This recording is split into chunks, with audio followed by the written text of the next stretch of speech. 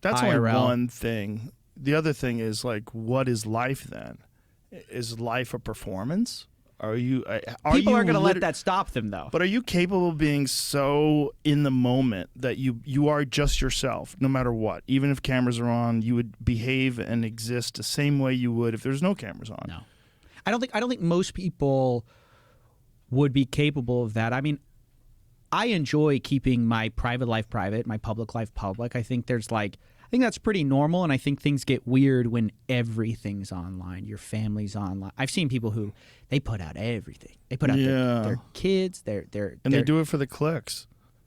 That's what's weird. And you're also not asking the kids. Your kids are going to get famous when they're babies, and then they don't have any say in it.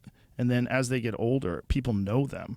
And then you run into all sorts of security issues because of that too. And yeah, it's just not wise. And there's a lot of people that don't think. They just do it.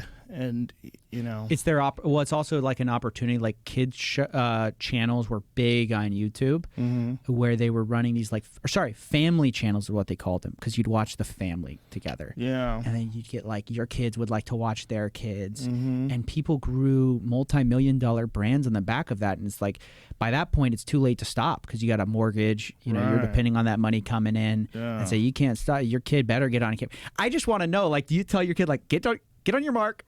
Like, hey, can you react to that again? Can you help me with this thumbnail? Like, that's crazy. And then if the kid becomes famous when they're young, they're in so much trouble. There's very few people that ever survive being famous when they're young. Very few. They all come out fucked up. It's not a normal way to develop. Fame is a drug that you have to develop a tolerance for.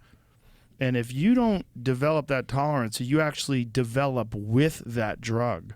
Like, instead of like experiencing adversity, instead of developing your personality, you know, like to like realize like what is wrong with the way I communicate? Why do people get mad at me? Why do people like me? Like, you sort it out as a human. It's how you interact with the world. It's why kids, you know, pick on each other and they're mean to each other, and they're figuring out how to communicate and be social. If you're 5 fucking years old and you're already famous, you're in deep shit. And they're all in deep shit. I've met quite a few of them now. I've interviewed quite a few of them on this podcast. I've met quite a few of them in real life, and they're all fucked. Everyone who becomes famous when they're a child is fucked. I don't know. I mean, I was going to ask, like, do we know of anybody who, just navigating like mega fame in general? I don't think I've seen many people do it without kind of getting eaten a little bit. Yeah, you get eaten a little bit. You need to do something to mitigate that. You need to just do something real.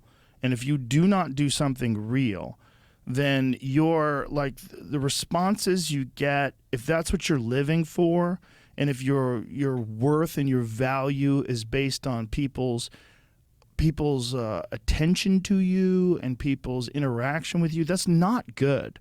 It's very bad. And that's why, I mean, it also, like, how many of them are narcissists to begin with, and how much of that narcissistic tendency gets fed by being famous?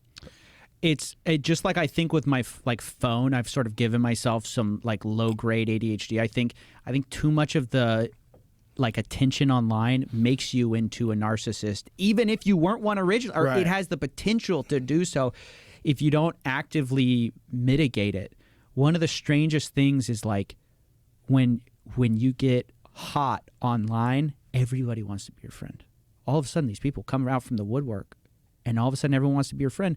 And then when you're not hot again, now it's like you don't exist. And that's a bad way to experience life, that your whole identity and your whole friendship base and everything's wrapped up with how you're doing online. And like, I know for me at least, I try to just segment my life to where the online thing is online and all my real friends are just in my city, just like kind of regular people, have different jobs. I think it's kind of important to detach yourself so that when things aren't going well, it's fine. When things are going well, it's fine. There's like a stabilizing something.